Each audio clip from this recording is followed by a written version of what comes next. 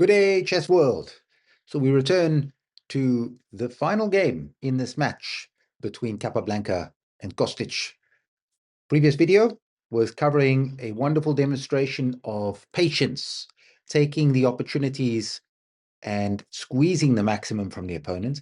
This one's a great example of the principle of two weaknesses. Tie down the opponent on one side, switch the play to the other side. This is the big theme.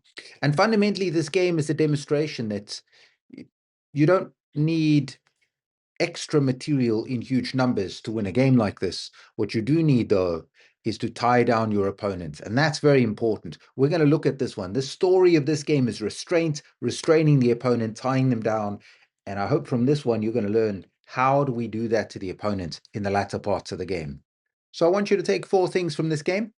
Number 1, we're trying to tie down every piece of the opponent in the endgame. We want to force them to be stuck defending. This is going to be a big one. We're going to see in this game how Capablanca forces all the pieces to become less and less, traps the opponent in a pin, and then restricts him completely.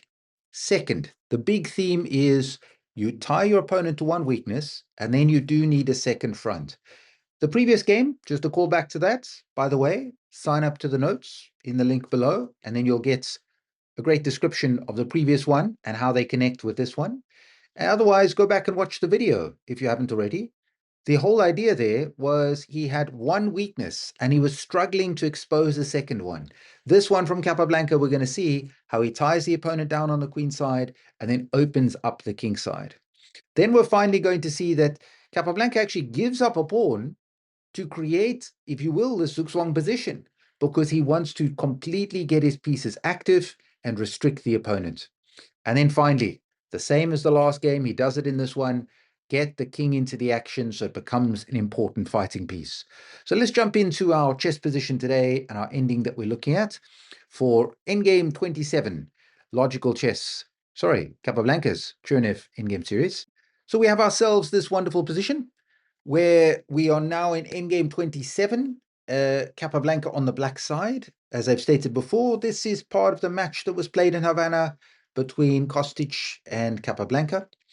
And here it's a very interesting moment. Kostics has done really well to hold on, defending this kind of position. And fundamentally, if we look at this position, again, we ask the question, who do we think is better or worse? How would you go forward? That's part of the skill set we're trying to improve in growing your knowledge base, growing your skill sets of how to play positions like this. Because at first sight, when we look at this, we think, well, this is equal on material. This is clearly an equal position. Well, of course, that's not true. Capablanca has the ascendancy. He's better off. Why? He has the bishop pair, yes, but I don't think they are long for this chess game. One of the bishops will get traded off. The most important feature is that immediately, again, Capablanca has threats. He's tying down this rook in a very uncomfortable location here. The rook earlier didn't want to get itself onto b1 due to the problems of potential pins. So here it defends from this very strange square of a2, which slows him down, makes it a bit of a problem if he needs to get to the other side of the board. So first things first, what are we doing? We trade off. The opponent captures with the rook. Capablanca continues to just improve his pieces a little bit. There is that demonstration again of patience. Don't worry, he's going to get to his plan. His plan here is to play rook b5, but Capablanca did see that this was the natural defense from the opponent. You see, Kostics now defends with the knight, the minor piece, so he can free up the rooks to make better decisions. Well, in this case now, we get a simple opportunity where the bishop drops back to f8, looks to get back into the game. And now rook to a1. What do we think we're doing here with the black pieces? How do we grow our position? So I do want to highlight here, when we talk of planning, a lot of the time these moves could look almost like meandering, like when you're just playing through the game of the masters, you're unsure as to what's happening. But here, it's not meandering at all. There is an intent from Capablanca. The purpose is to tie down the opponents. I want you to remember that, restrict them. Notice how the knight is on a much more inferior square now than it would like to be, because of the fact that it has to defend this pawn. This is, of course, what we call a backward pawn because it is prevented by it from advancing by this opposing pawn on c4. So what are we to do in terms of plans? We open a new front, and Capablanca here plays h5. Why? Because he's preparing his operations for the kingside and switching across. Now, this seems rather logical, but the opponent plays this move of f3. So Capablanca says, well, I'll leave you then with double pawns. The pawn captures back, and then he plays another nice break, pawn to f5. Now, this does carry with it its own risk. Why? Because this is now a backward pawn as well on a semi-open file because there is no pawn that can help it to advance. But Kostics sort of misses this moment because I think he should leave that pawn on the board, but instead he trades. Try not to trade off your opponent's weak pawns. Leave your opponent with weak pawns. And here I think white does make that mistake because, of course, the pawn takes back, and suddenly Capablanca has a 2 versus 1 majority on this side of the board, making it a bit challenging for his opponent. So his rook now wants to get back into the game, and unfortunately he can't move the knight. So Capablanca now plays rook to f6, rook to c2, and notice how he switched the play so quickly and conveniently as the game is opened up. Now the opponent invades with his rook on the back rank, and what should we do? Plan number 1 in the endgame, attack your opponent's weak pawns. Well, it's time now for plan number 2. Use your passed pawns, and that's what he does.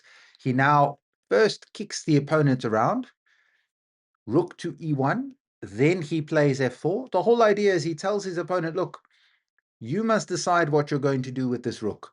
And if we just unpack in that moment, if the rook had, for example, moved elsewhere, if the rook had moved to a8, suddenly Capablanca could seize this open e file, which is important for both sides. So Kostics decides, no, I'm just going to put this rook back in this position. I would also, again, highlight he should try and play rook e2 first. Why? Because the point is get as many pieces in the game as possible. It's not an easy situation to play, but I think it would have been better. Because now in the game, Capablanca's forced the rook backwards.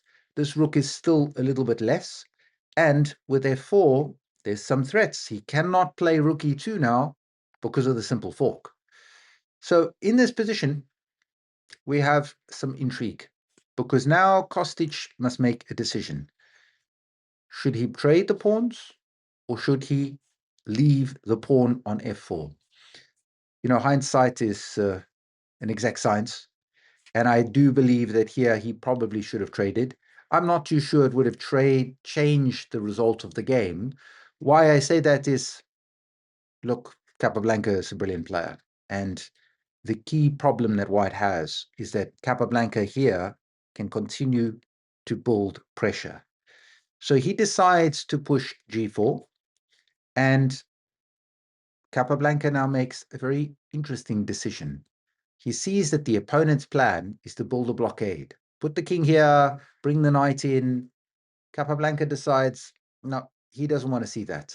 He wants to open up lines on the king side because he believes that side of the board is going to be successful for him. He plays this move f3 check.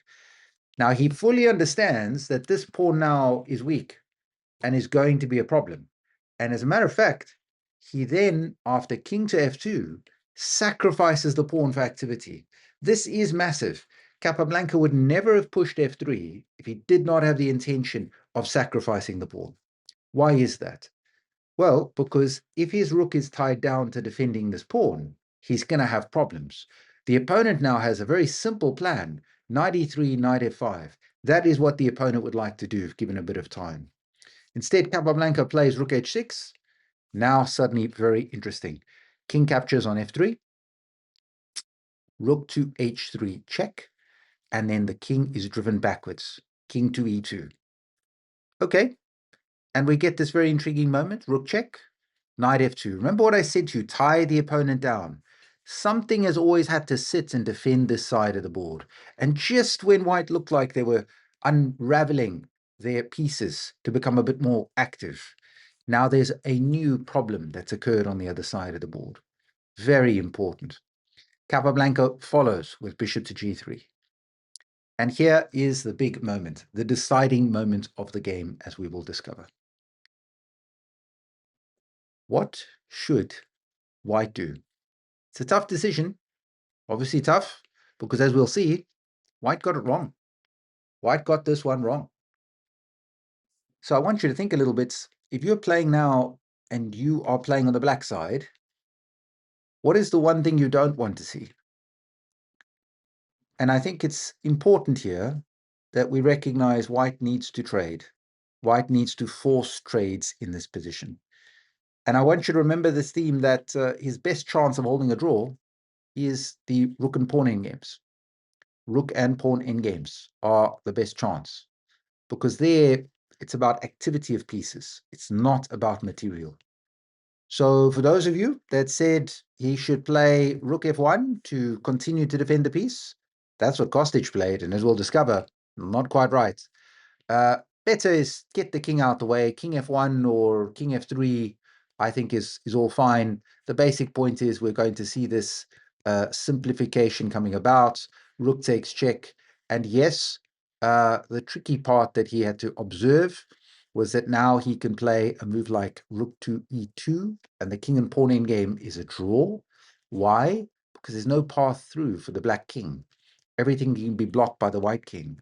So therefore, if he keeps on the rook, activity, not passive defense, but activity, attacking the opposing pawns. Now, this is not the easiest endgame to hold against Capablanca, but this was his path to seek active defense, active resistance. And I've given you this tip before, and I'll give it again. Try to get yourself out of pins as quick as you can. This is a nasty pin that he's got himself stuck in. And as we will see and discover, it's the deciding point of the game. Capablanca's whole goal in this game has been to tie down the opponent. I think he's done that. Now he just needs to apply more pressure. So how do we do that with the black pieces? What are we looking to do? Well, we simply play rook back to b6. This piece looks to join in. But now it becomes interesting. King jumps up to f3. What are we doing about this threat on our bishop? How do we handle this one? Well, we keep the pin because there's a new problem. This is pinned now in this position. So the bishop goes back to h4. We have another pin holding the problem. So he couldn't find a good solution. He played king to e2, maximum pressure. What a wonderful example here. When we have that pin, we bring every piece to bear. So all of their pieces are tied down. This is very important. Now, white is currently a piece down. Why? Because the rook, the king, and now the rook all have to defend. So the king needs to move up to e3 or e1. I guess he didn't want to be further pinned. So in this position, what are we to do with the black pieces? I just said to you we've got an extra piece. What is our extra piece? Yes, it's the king. How do we use the king? Where are you putting the king in this case? This is the important theme here. We rush with the king across the board. He plays b5 first. I would prefer king e7 immediately, but rook d2. Now, in this case, king e7. Where is this king going?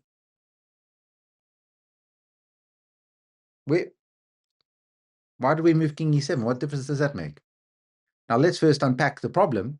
There's a new pin that's arrived. This is pinned. So he cannot even move his knight in this position. So where are you going to put this king? I want you to imagine. Go through the last game, the last video. Those of you signed up receiving the notes, go through the notes. The last game, this is the same theme. That king is going to attack the opponent's weak pawn. This king is going to march itself up the board, all the way around, and land on b3. Then we will simply liquidate everything on f2 and take on b2 once all the pieces are off the board. An unstoppable plan. That's why we see this move here, b4.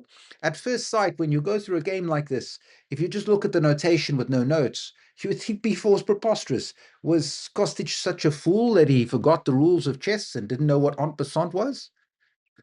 But now when I break it down for you and explain that he is completely tied down because of this pin, and he can't escape, now we can see the problem why he lashed out, trying desperately to change something in this position. Well, nothing's going to save him b4. Capablanca says, yes, I will take pawn takes b3. And the knight now skips into d4. We have to calculate a little bit in this position. What are you going to do to solve problems here and win material? What is your path? Well, Capablanca decides the simplest, easiest journey. Rook takes d2. The opponent then decides to play king takes. And simply, this is a resigning move because the point is that if rook takes on f6, I hope you've seen it, rook takes d3 check. That little zug in between move is the deciding factor. King takes, and okay, we have an extra piece plus an extra pawn that is running through on this side of the board. So we have success in that one. That is a wonderful finish. And I do want you to see it's this threat of where that king was going to run across to at this stage. This journey of the king running across the board, coming to invade on that side of the board. That was the deciding factor. Unfortunately for Kappa, he didn't get to show this wonderful path that he was going to send his king on. But it is a great demonstration of tying the opponent down. What a wonderful job. And that's why I want you to remember that theme. Plan number one is attack your opponent's weak pawns. The intention is to tie down your opponent. Plan number two, use your pass pawns. Notice Capablanca pushed the pawn and sacrificed it to set up this scenario of tying his opponent down, to pursue this activity. And then, yes, his opponent did make that mistake where he played rook to f1 and left himself in the pin. And as we could see, that was the final point. So let's break it in and talk of our summary of what we're looking at in this case. So first of all, we take this wonderful one, tie down the opponent, restrict the opponents, make those pieces less. That's such an important one here, where we see this idea of forcing the pieces to defend, forcing the pieces to be stuck, restricted. Then the second issue is that idea of opening the second front. So very important. When he had that pressure on the queen side, it certainly was not enough for him to win. What did he do? He opened a new front on the king side. And I do want to highlight, the final break was Capablanca threatening to run his king back to that front again, back to that b2 pawn. That is why Kostics jumped with that pawn to b4, entering that losing position. And finally, that idea of not just holding on to material, using the material so that you can grow your position. When he sacrificed that material with the f-pawn and played rook h6, that was very important, understanding the growing of his activity. So that was, if you would call it, a positional sacrifice, where he understood that grew his position in this case. So wonderful demonstration of that. So I think overall, please put what did you find most instructive? Put that in the comments below and put out any interesting observations that you've made. And I think if we talk overall, it's really a wonderful question of that final moment when he moved his rook in the pin. And I think it's important for you to think about in your own games, where how often have you left yourself in a pin? How often have you just kept that piece pinned when actually it might benefit you to get out of the pin as soon as you can? And then we're going to see the next game is Capablanca against Yates. And that next game is totally different to this one. In the next one, Capablanca gives up material. He gives up a rook for a bishop and a pawn and a whole pile of activity. So it's a little bit different to this one. Join me in the next one, Capablanca against Yates.